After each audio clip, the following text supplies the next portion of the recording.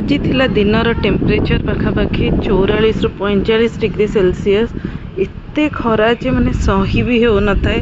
दिन जाक आम एसी भितर पशिचु बट एबे हे गला जे 4:30 ରୁ 5ଟା भितर हेची। एबे देखो तो केते सुंदर भाबरे पवन बहुची आ वर्षा हबो बोली घड़घड़ी भी दोचे। एबे अपेक्षा रही वर्षार जना नहीं वर्षा हबो कि नहीं बट पवन तो बहुत जोरे दोची।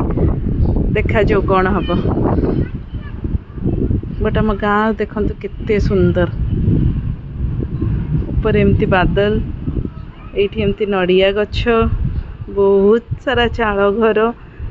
एबे तो एते चाल घर नहीं आगुरी बहुत सारा थिला बट केते सुंदर देखा गाँ आमर।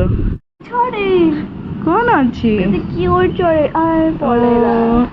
पलैला चढ़े गोटी हाँ हाँ हाँ छोट चढ़े बसी कौन एते जोरे लाइटनिंग हैला पूरा फर्स्ट टाइम लाइटनिंग मन पूरा देखिली रियल लाइफ में एते जोरे हैला।